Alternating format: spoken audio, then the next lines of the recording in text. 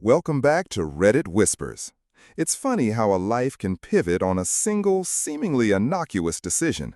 For us, it was a gym membership. That's all it was. A piece of plastic with her smiling face on it. A key card to a world I didn't know would become a chasm between us. Helen, my Helen, had just retired. After 35 years as a head librarian, a career she'd poured her soul into, the silence of our home became deafening for her. I'd been retired for a couple of years myself, content with my workshop, my garden, the quiet rhythm of our days. But for her, the quiet was a void. She'd always been a creature of structure, of purpose. The Dewey Decimal System wasn't just a job, it was a reflection of her mind. Ordered, logical, everything in its right place. And then, suddenly, there were no more books to categorize, no more patrons to guide, no more late fees to forgive with a gentle smile. The first few weeks were a honeymoon of sorts. We traveled a bit, visited the kids, tackled a few projects around the house we'd put off for years. But I could see the restlessness simmering beneath the surface. She'd wander from room to room, picking things up and putting them down, a ship without a rudder. "I feel soft," she told me one evening, pinching at her waist. "Not just physically, mentally. I need a project." I suggested volunteering, perhaps at the local school library, but she just shook her head.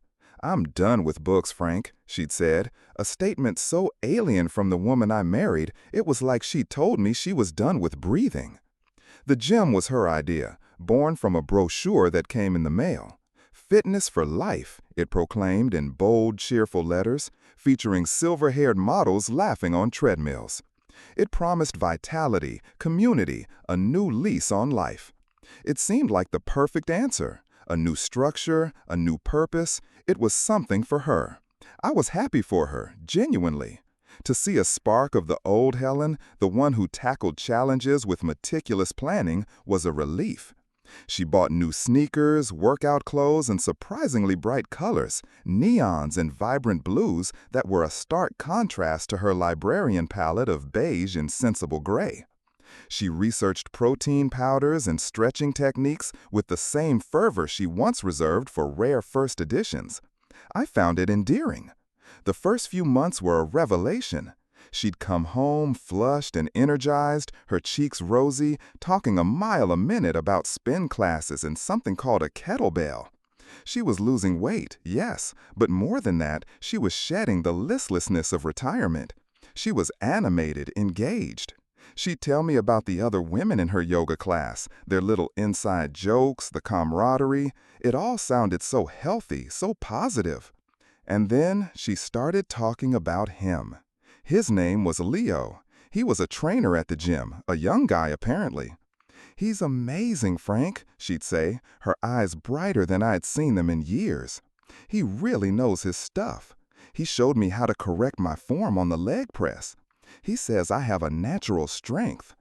The praise was a constant refrain. Leo said this, Leo suggested that, Leo thought she could push herself a little harder.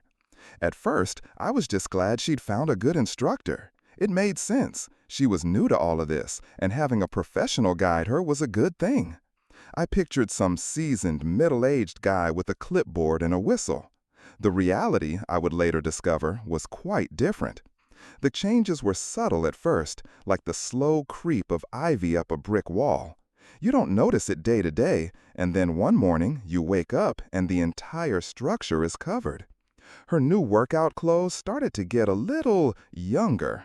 The modest t-shirts were replaced by sleeker, more form-fitting tops. The comfortable sweatpants gave way to leggings that hugged her new, more toned physique. "Leo says it's important to have breathable fabric," she'd explain, holding up a new top that was more mesh than material. I'd just nod and smile, proud of her newfound confidence. Why would I question it? She was 63, rediscovering her body, feeling good about herself. What kind of husband would I be to cast a shadow on that?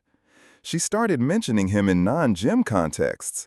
"I was telling Leo about your garden. He thinks your heirloom tomatoes sound fascinating." Or, "Leo was asking what I did before retirement. He was so impressed when I told him about managing the entire city library system." It was as if she was seeking his approval, not just for her squats and lunges, but for her life, for our life. It was a small thing, a flicker of unease I'd quickly extinguish. I was being silly, jealous of a gym trainer. The man was probably just being friendly, doing his job. He was paid to be encouraging. That's what I told myself. The real shift, the one I couldn't ignore, started with her phone. Her phone, which had for years been a simple tool for calling the kids and looking up recipes, was now an extension of her hand. It was always with her, screen down on the table, clutched in her palm as she walked from room to room. It would buzz at odd hours, and she'd snatch it up with a swiftness that belied her age. A little smile would play on her lips as she texted back, her thumbs flying across the tiny keyboard. "Just one of the girls from yoga," she'd say if she caught me looking. "Brenda's having trouble with her daughter again." It was always Brenda or Susan or Carol, plausible, reasonable, but there was a secrecy to it that was new. She angled the screen away from me, something she'd never done before. She started putting a password on it, a 4-digit code that was a tiny digital wall between us. "For security," she explained. "Leo was saying how easy it is for people to get your information these days." Leo again, the digital security expert, the life coach, the tomato enthusiast. The man was becoming a phantom limb in our marriage. I couldn't see him, but I felt his presence everywhere. Our evenings changed. We used to sit and read or watch a movie, a comfortable silence between us that was born of 4 decades of shared space. Now she was often distracted, her attention tethered to the glowing screen in her hand. Our conversations became shallower. I tried to talk to her about my day in the workshop, about the new birdhouse I was building, and her responses would be punctuated by the tap, tap, tap of her texting. The emotional connection, the invisible thread that had bound us together through raising kids, losing parents, and navigating all the messy, beautiful chaos of a long life together, felt like it was fraying. She was there, physically, but her mind, her focus, seemed to be somewhere else entirely. I tried to bring it up once, gently.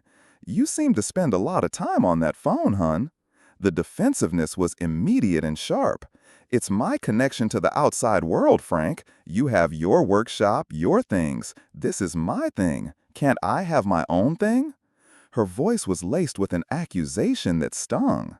Of course she could have her own thing. I wanted her to have her own thing.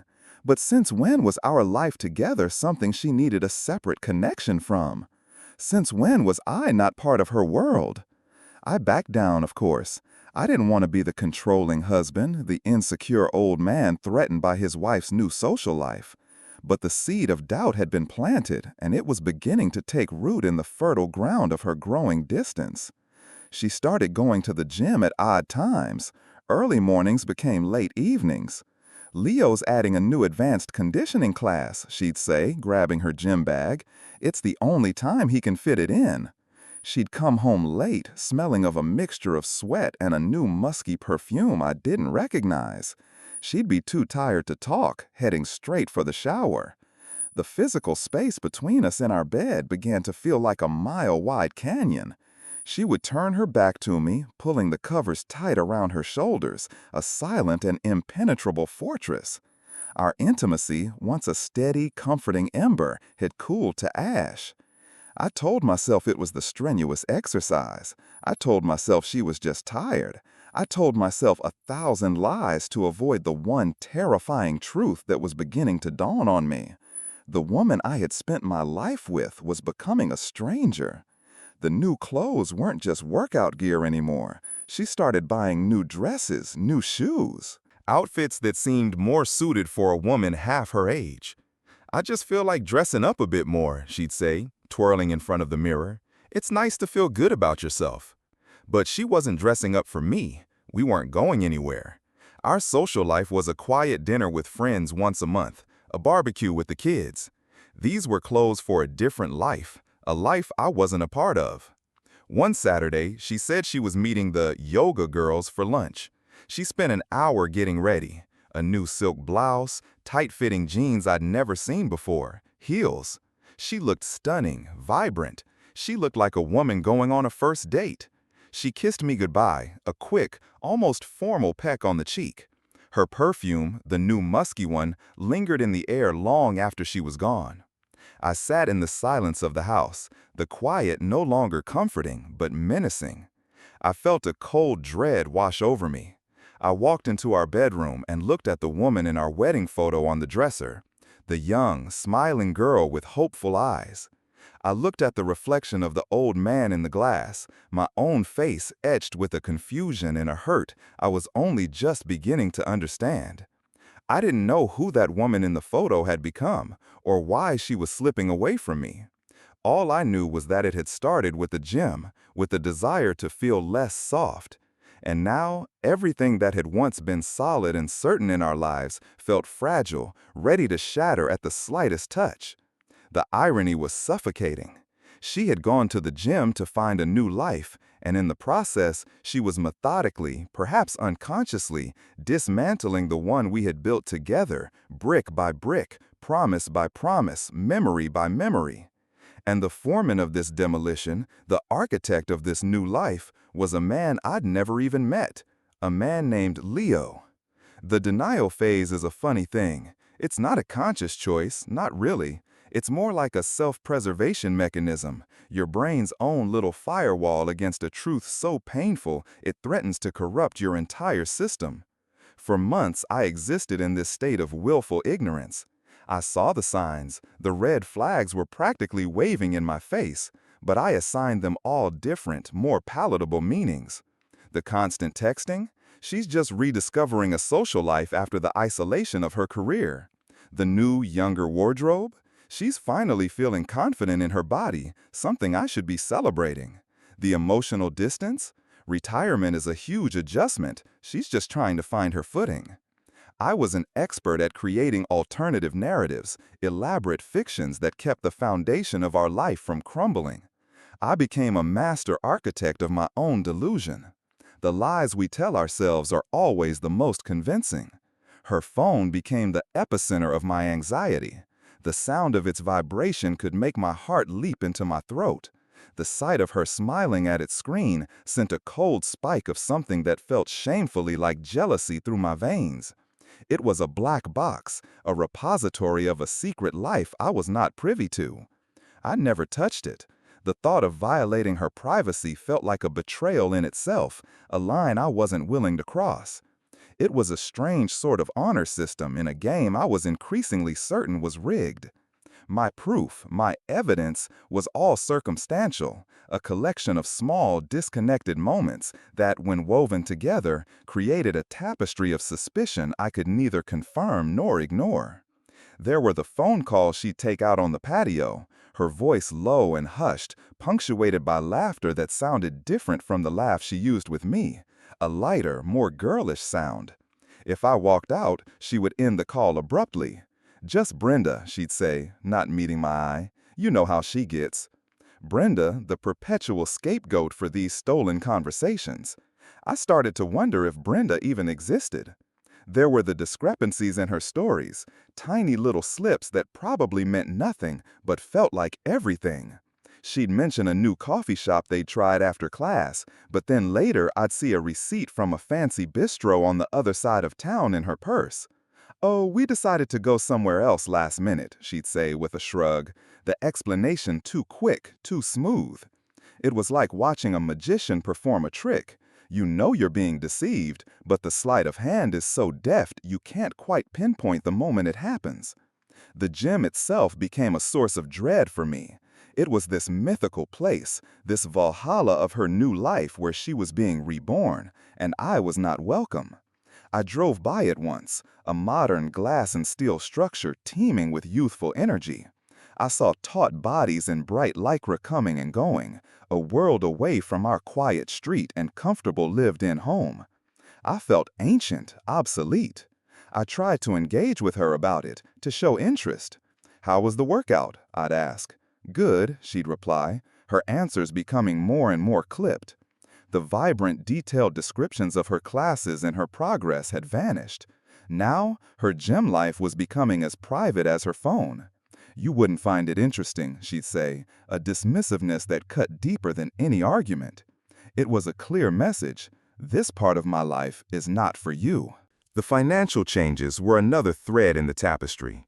Small at first. A new credit card she'd gotten, one that offered better points for health and wellness purchases. The statements went to a new email address she'd created. It's just easier to keep all the gym-related stuff separate, she'd explained.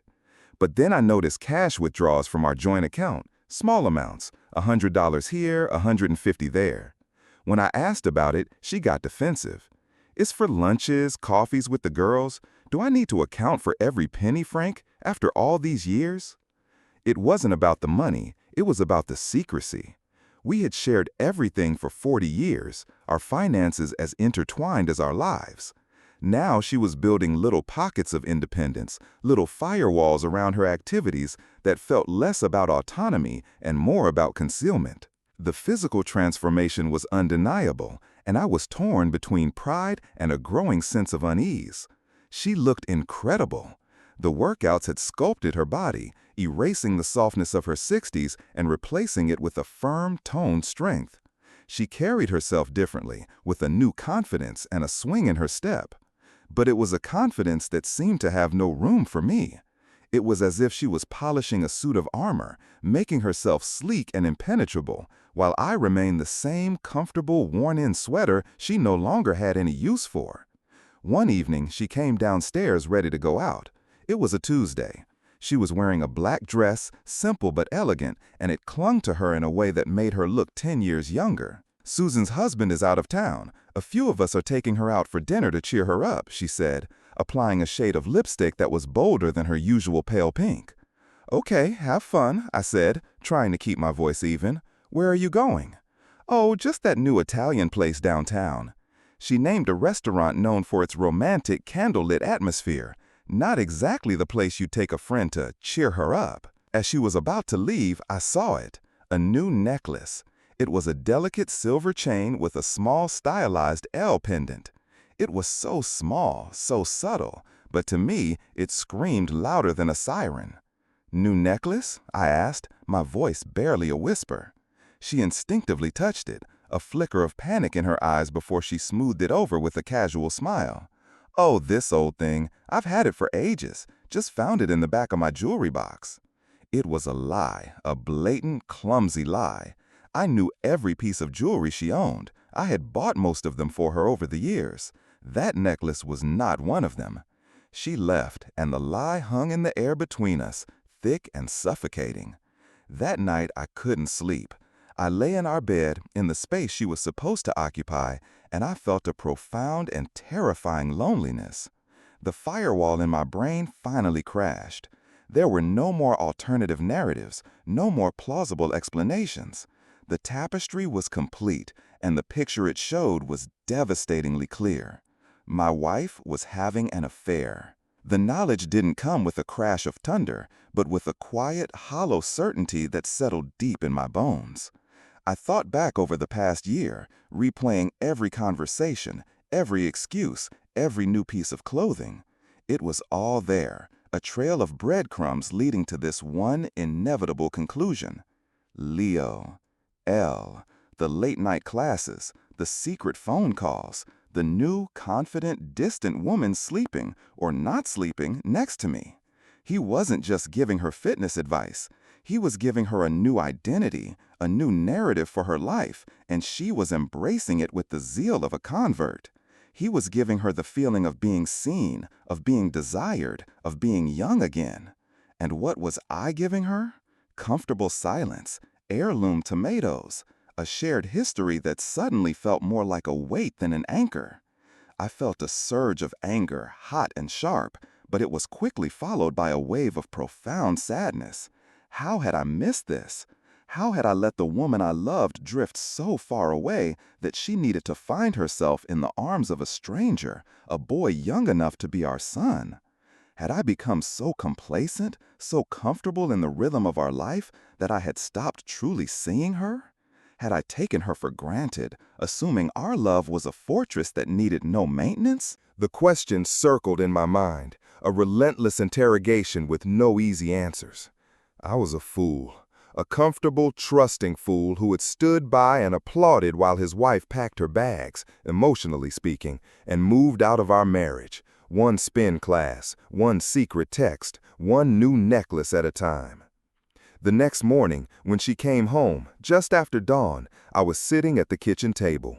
She walked in, still in her black dress, a faint scent of wine and that musky perfume clinging to her.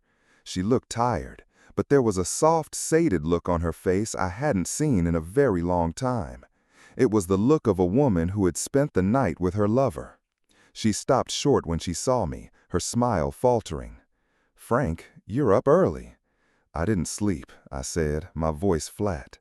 I looked at her, really looked at her, and for the first time, I didn't see my Helen.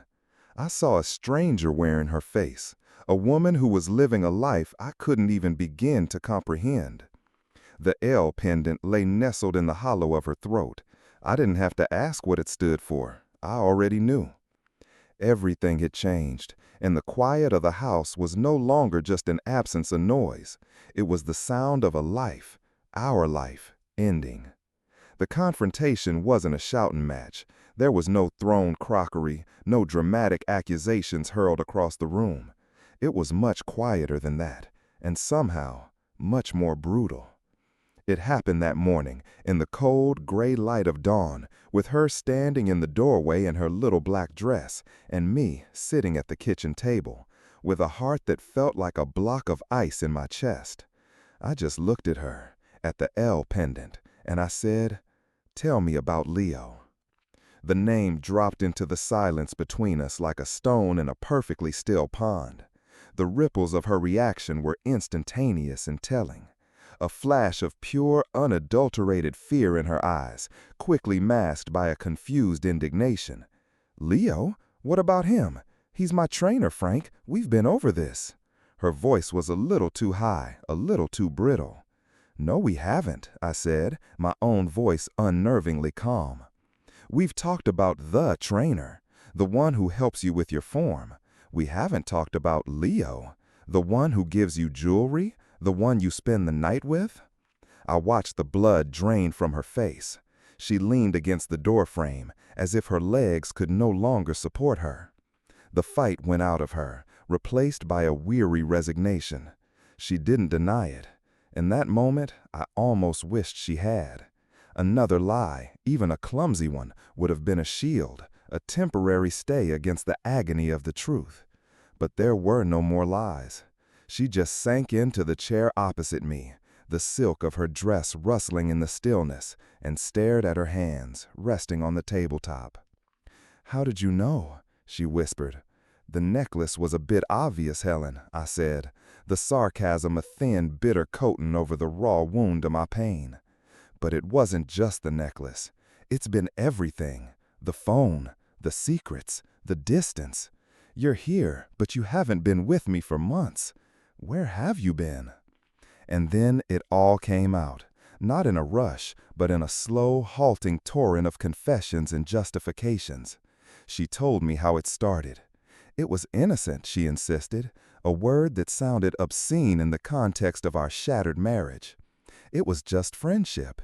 He listened to her. He saw her, not as a retired librarian, not as a wife of 40 years, but as a woman. He complimented her strength, her determination. He made her feel visible.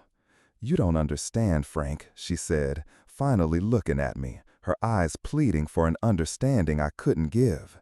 "When I retired, I felt like I had become invisible. I was just an old woman. My purpose was gone. And then I met him, and he looked at me, and he saw me. He made me feel alive again, young. Young, that was the word. He was selling her youth, and she was buying it on an installment plan, with our marriage as the collateral. She told me about their conversations, the endless texts, the lunches that stretched into afternoons. He'd tell her about his dreams of opening his own gym. She'd tell him about her life, editing our shared history to present herself as a woman unfulfilled, trapped in a comfortable but passionless existence. She was creating a new narrative for herself, and in this new story, I was cast as the benevolent but boring old husband, the obstacle to her self-discovery. The physical affair, she claimed, had only started a few months ago. It was a mistake, a moment of weakness. It happened after a particularly grueling workout session. They'd gone for a drink. He'd told her she was beautiful, that she had a fire inside her he hadn't seen in women his own age. He'd touched her hand.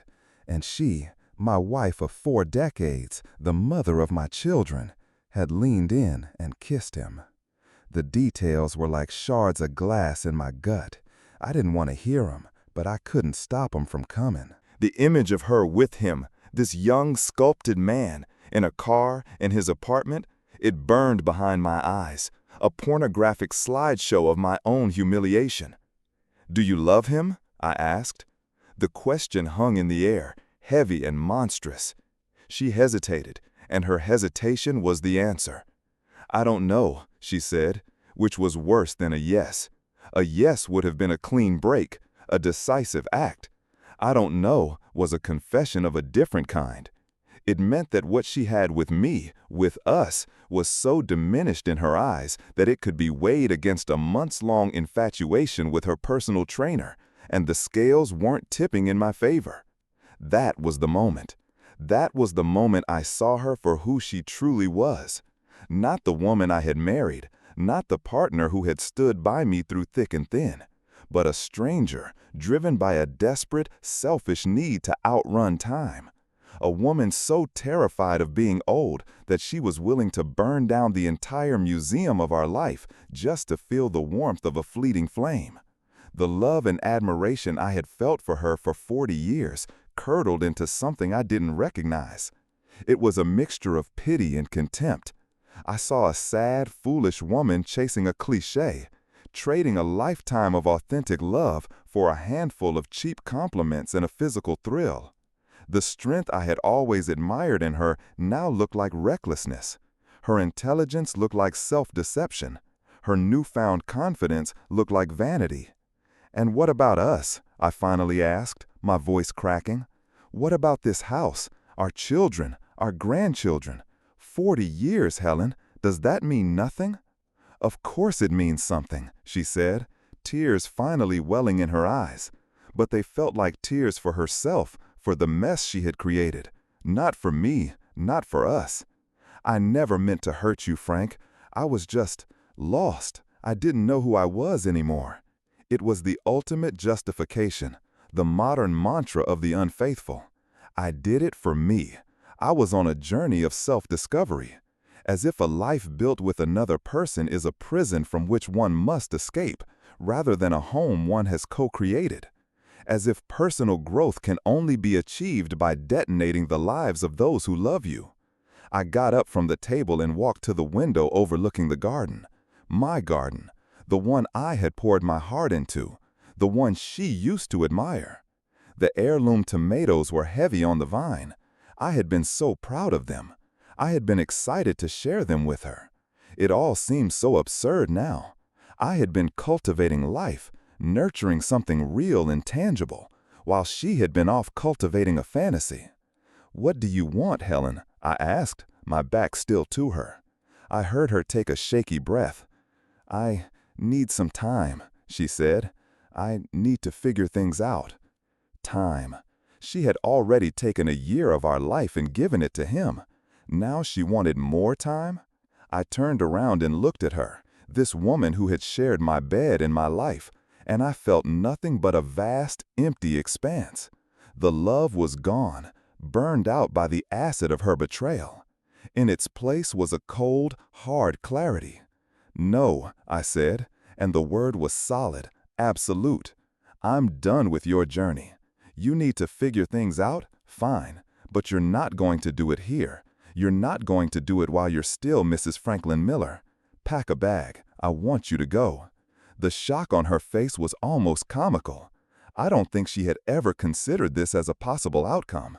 In her narrative, I was the stable, forgiving husband, the safety net, the one who would be waiting for her when her little adventure was over. The thought that I would reject her, That I would be the one to end it had clearly never crossed her mind. She had underestimated me.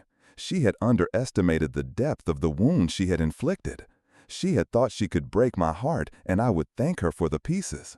She opened her mouth to argue, to plead, but I held up a hand. There's nothing left to say. You made your choice when you started lying to me. You made your choice when you put on his necklace. You made your choice when you didn't come home last night. Now you can live with it. Go be young with Leo. Go be visible. Just don't do it in my house. She just stared at me, the tears now streaming down her face, but I felt no sympathy. I was looking at the architect of my own private apocalypse, and all I wanted was for her to be gone, so I could begin to survey the wreckage. She had gone to the gym seeking a new life, and she had found one. But the cost of that new life was the utter and complete destruction of our old one. And as she finally stood up and walked silently towards the stairs to pack her things, I knew with a chilling certainty that there was no coming back from this. The home we had built together was now just a house, haunted by the ghost of a marriage she had murdered. After she left, the silence in the house changed its character once again. It was no longer the menacing, suspicious quiet of the months leading up to the confrontation, nor the comfortable, companionable silence of the years before. This was a dead silence. The absolute, profound stillness of an empty tomb. The first few days, I moved through the house like a ghost, a curator of a museum no one would ever visit again. Every object was a relic of a shared past, now tainted by the betrayal. The armchair where she used to read, her favorite mug in the cupboard, the scent of her lotion lingering in the bathroom. They were all painful reminders of the life we had, the life I thought we still had. I packed up her things. I did it methodically, dispassionately, like an archivist handling ancient, fragile documents. I folded her clothes, the sensible librarian blouses and the new, vibrant lycra tops, and placed them in boxes. I emptied her drawers, finding movie ticket stubs from our early dates tucked away with receipts for new, expensive lingerie I'd never seen. Each discovery was a fresh cut. I boxed up her books, her jewelry, except for the L pendant, which she had taken with her, and stacked the boxes in the spare room. Erasing her presence was a physical act of grieving, a way to reclaim the space she had contaminated with her lies. Our children called. She had told them her own version of the story, of course, a sanitized, self-serving narrative about us growing apart, about her needing to find herself. She painted me as cold, as unwilling to support her personal growth. She was the victim of a stale marriage, not the perpetrator of a devastating betrayal. My son, ever the pragmatist, was cautious. "Dad, are you okay? Mom sounds different." My daughter, more emotional, was angry with me. "How could you just kick her out, Dad, after 40 years? She's your wife." How do you tell your children that their mother, the one who taught them right from wrong, had become a liar and a cheat? How do you explain the sordid details of a gym trainer and secret trysts without destroying their own memories, their own foundation? I tried to be vague. "Your mother and I are having some serious problems. She's made some choices that I can't live with." It felt inadequate, a pale shadow of the truth, but the full, ugly story was not something I could share. It was my burden to carry. I let them think I was the villain. It was easier than tarnishing their image of her. Perhaps that was my last act of love for the woman she used to be.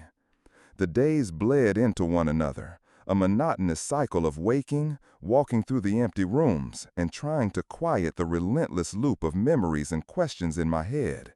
I'd find myself standing in the middle of a room, unable to remember why I'd gone in there. I lost weight. Sleep was a luxury, and when it came, it was filled with disjointed, anxious dreams. I was experiencing the long-term psychological effects of infidelity, a slow-motion demolition of my sense of self, my trust in my own judgment. How could I have been so blind? The question haunted me. Was I a fool? Was our entire marriage a lie? I sifted through our history, searching for cracks, for early warning signs I might have missed. But I found none. I found only a life of shared laughter, mutual support, and what I had always believed to be a deep and abiding love. We had weathered storms together, financial struggles, the death of our parents, the challenges of raising children. Our bond had always been the one constant, the bedrock on which everything else was built. Now I realized that bedrock was just sand, and the tide had come in. My anger, which had been a cold, hard thing during our confrontation, began to thaw into a hot, simmering rage. I was angry at her for her selfishness, for her cowardice. She didn't have the decency to end our marriage before starting a new life. She wanted it all: the security of our home, the comfort of our history, and the thrill of a secret affair. She had treated me not as a partner, but a placeholder.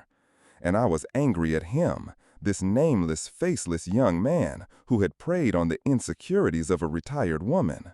I imagined him with his easy smile and his scripted compliments, a parasite who fed on the emotional dissatisfaction of his clients. To him, she was probably just a conquest, a diversion. To me, she was everything. I tried to go back to my routines, to find solace in the familiar. I went to my workshop, the scent of sawdust and wood glue a comforting balm. I picked up the birdhouse I had been building, but my hands felt clumsy, my focus shattered. The simple joy I had always found in creating something with my hands was gone, replaced by a sense of futility. What was the point of building anything when something you had spent a lifetime building could be torn down in an instant? A month after she left, a letter arrived from her lawyer. It was cold, formal, and brutal. She was filing for divorce. She was demanding half of everything: the house, the savings, my pension. The letter detailed our assets with a chilling precision.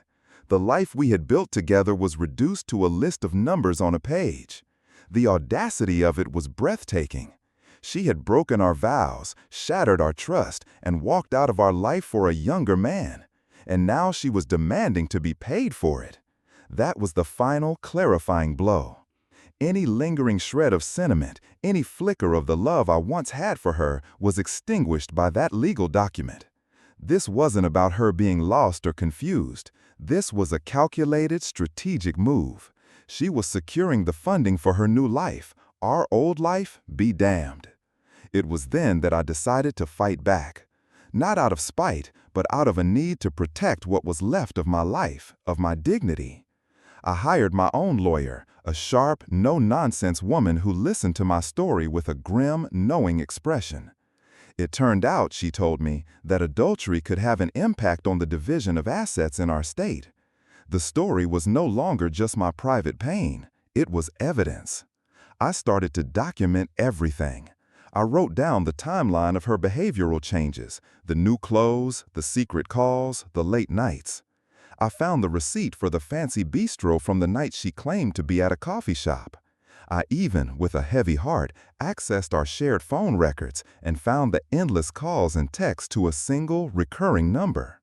The number, a quick search revealed, belonged to Leo. Each piece of evidence was a confirmation of my reality, a validation that I wasn't crazy, that I hadn't imagined the betrayal. It was a sordid, painful process, but it gave me a sense of purpose beyond my grief. I was no longer a passive victim of her choices. I was actively defending the life I had worked so hard to build. The woman I was fighting against was not the Helen I had married. The Helen I had married would have been horrified by this mess, by the lies and the greed. The Helen I had married had integrity. This new Helen was a stranger, a woman whose journey of self-discovery had led her to a moral wasteland. The striving for a new life, the desperate grab for youth, had not made her stronger or more vibrant. It had made her smaller. It hollowed her out, leaving behind a grasping, selfish shell. She had broken our old life, not because it was bad, but because she was afraid of her own reflection in it. She didn't want the comfortable love of a man who had seen her at her best and her worst, who knew her history and her heart.